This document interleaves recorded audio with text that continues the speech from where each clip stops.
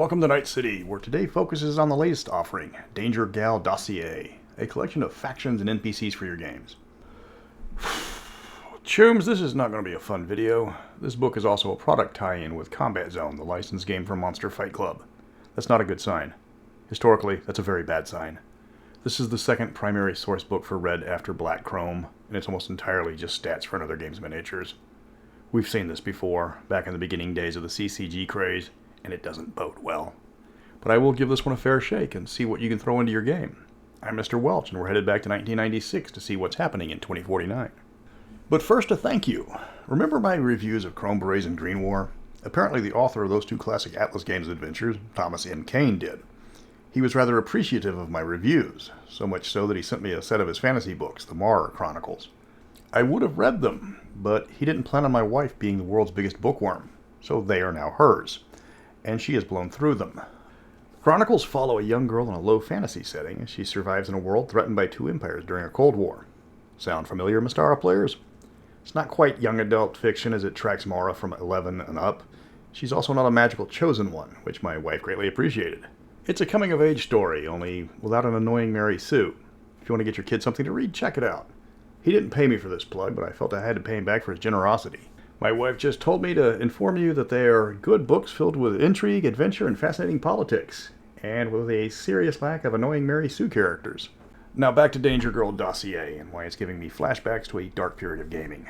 When Magic the Gathering hit, everybody who had a role-playing game wanted to get in on that sweet, sweet Fallen Empires money. Every game company had its own CCG, and most were bad. A few stood on their own and were enjoyable, but most of them were just cheap cash grabs.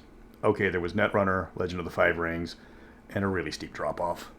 Many game companies tried to recoup their losses by releasing books related to their card game, but that took resources away from the other products to make something related to a niche release that didn't sell well. So when I see a source book for a miniatures game that got kickstarted, I'm not exactly thrilled. Many card games didn't do well because card gamers aren't necessarily RPG players and vice versa. Wargamers are also a different breed of creature, meaning it's a tiny market people are gunning here for. That's my opinion, but it's an opinion built from observing this release strategy replay over and over again. Technical stuff first. Danger Girl Dossier is 176 full-color pages with over a dozen writers credited.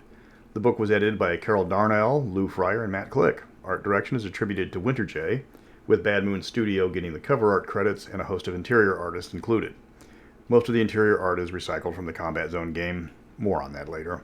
The book spends most of its content giving you a brief background on the 15 different factions of Night City, then a few pages on new gear and an adventure at the end. You want the really bad stuff out of the way first?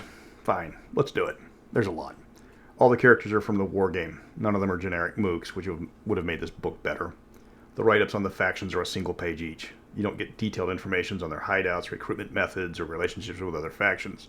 Maelstrom has 6 characters in Combat Zone, so you get 6 characters in the Dossier. No more, no less. Unlike Edgerunners Incorporated, the closest book in concept back in 2020, each character gets a quarter-page write-up compared to a half-page. Half of each character's page is their stat block, which could have probably been done with a smaller font and nothing would have been lost. Space management in Cyberpunk Red has always been an issue. The Dossier doesn't change that. The amount of wasted potential in this book is glaring. It's borderline lazy with just cut and paste art and biographies that take up 3 paragraphs. Worse, the book doesn't explain why players should interact with these NPCs like it does in Edgerunners. And then there's the art. Like I said, all the character pics are from the wargame. There was something wrong when I first looked. Then it hit me. Everybody in this game is 12 years old. They are holding weapons far too large for their bodies, and all the proportions are off. They all look like they're at most 5 foot tall. I compared the art in the book to the art in the wargame. It's the same art. I don't know why it's compressed. It gets compressed in the wargame. It is glaring. I've seen this before. Going off on a relevant but obscure tangent, Silver Age Sentinels had a source book called Roll Call 3, in which all the characters within appear to be stocky young girls. The art in that book was unlike the typically excellent illustrations the game was known for. While Dossier art wasn't the dumpster fire like Roll Call 3, it's nowhere near the quality of other Red products. I hope that's not the way they're going forward. Apart from that, Mr. Welch, how did you enjoy the book? Well, let's skip to the equipment section because I do love myself some stuff. It brings back a few classics and some basics you'd think would be in the core book, like a Molotov cocktail. But it's nice to see things like the Militech Crusher or the Constitution Arms multiple arms pistol returning. Would be nice to see some art for them, but nothing is illustrated besides the chapter art at the start. That's sad because that one piece of art was a gang are holding up various gear, weapons, and clothing with info bubbles pointing out where you could find the rules for those items. They could have presented everything in that art style in this section. That would have been amazing. Instead, we just get lists of gear. While limited by a minimal page count, the selection you get is nice. It ranges from tactically useful to pure role-playing purposes, but that's Cyberpunk in a nutshell. You don't need a Mr. Stud, but damned if it's not one of the most popular cyberware options for some reason. You get rules for everyday items like bicycles, roller skates, and wheelchairs. Mostly quality of life stuff, but it's nice to have them. And while they are in the book because they're on one of the miniatures, they are valuable additions, if nothing else, to the background. There's a small section on NPC creation. It's a tiny section. It's common sense advice, and it's only 3 pages. Some sample NPCs at the back show the different levels of bad guys you can face. You know where these generic bad guys could have gone? In the various faction write-ups. What's the difference between NCPD, Maelstrom, and Mox Mooks? Give us examples in the faction section. Take the generic guys, give them the weapons, gear, and cyber you need to make them part of the faction, and now you have somebody the GM can borrow when the players need to face a bad guy at a moment's notice. Instead of 3 Net 54 employees, all tied to the same reporter, now you have a scrub reporter, a beat editor, or even their long-neglected and much-put-upon theater critic, who's not shy of letting you know how thrilled he is getting to review Hamlet for the 19th time this year. There's a quick adventure that, of course, features multiple factions from the book. It's short and straightforward. It's suitable for a one-shot with experienced players. It's 13 pages, so obviously it's not that involved. It's got some strange use of combat zone art representing the corpses the players will find, which look like they should be a handout or similar. This is once not unusual in 2020 days, especially with the Home of the Brave box set, but they were separate from the book. These might have been better as a pull-out section from the back, like a map. Then you get a ton of wasted space, with several pages of charts at the very back listing every single character and their faction.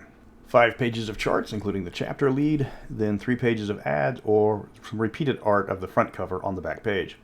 8 pages that could have been repurposed in any number of ways in this book to give you useful information or something. Anything. Alright, time to talk about the factions. They are the vast majority of the book, but it's also the part I find the least exciting. You're reading over 100 pages of brief character biographies and a huge stat block for each character. There's a page explaining the factions, but then you look at Edgerunners, and they give you pages of information on those factions and groups explained there. That book is half the size of Danger Girl Dossier, and it feels like it has twice the information. Now you can see why I'm frustrated with this book. Again, I want Red to be good. I want this game to succeed. I grew up with 2020. I want people getting into the hobby today to grow up on Red. But stop putting out mediocre products. Please, I'm begging you.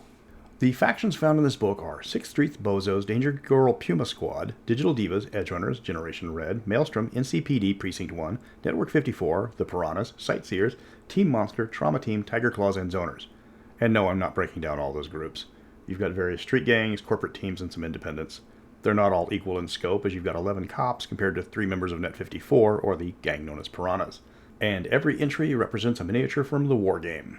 I'm getting Necromunda vibes here, not from the skirmish-level squad-based game that's an unavoidable comparison, but from the initial Necromunda release where the Eschers got 36 miniatures compared to the Van Sars 12. But I'm not bitter. If you need a quick NPC, you can find one here. If you need mooks, grab the lowest level individuals and just throw them out without giving them a name. It's not the best method, but at this point you're trying to justify the $40 you just spent on this book. There's even a kid gang, Generation Red. They get a special rule section about kids in Cyberpunk Red, with a warning about what happens to kids in Cyberpunk Red, especially if they're active combatants. And these kids are active combatants, as Izzy is going Uzi's Akimbo in her art. 2020 had rules for children, which is more of guidelines, so that's not unusual. The question that gets raised is how players are going to handle discovering the booster they just smoked that was firing an RPG at them from the roof was only 12. Not look 12 because the artist can't do proportions, but actually 12. And that's some heavy stuff. And if you're wondering, the kids in the book all look 6. Have fun dealing with combat first graders. The one thing missing from Danger Gal Dossier was the Danger Gals. This is their book. It's written from their point of view. They get a single page of background just like everybody else. This is where you put in their detailed background, how the company got started, how it's managed, how it's financed, all the logistical details that the old corporation guides gave you. It's not like they didn't have the space. Remember those 8 wasted pages at the back? They could have provided us with running commentary on the factions or information on how to join the Danger Gals. Red is pushing this group as a significant player in the setting. This is the book where you establish who and what they are. It's a missed layup for something obvious. I can understand they're using this to push a tie-in product, but it misses the mark in almost every category. It has 100 NPCs with little information on any of them. Edge Runners Incorporated might not have had much more to work with on theirs, but at least they were more than just a handful of paragraphs. There are too many characters to keep track of or remember, and few stand out from the pack just because of the sheer quantity of them. The factions needed more information to keep them interesting. A single page of information isn't going to do the bozos justice, much less the smaller gangs just introduced in this book. Red has the reputation of being aggressively average. Even other channels that cover the game are begrudgingly admitting that. This book isn't a cash grab like, say, Deadlands, The Black Circle, but for a game lacking huge chunks of source material, this isn't what players want. Where's my new Night City source book? This book is only going to get picked up by completionists. I can make my own NPCs. Give me materials I can't do myself.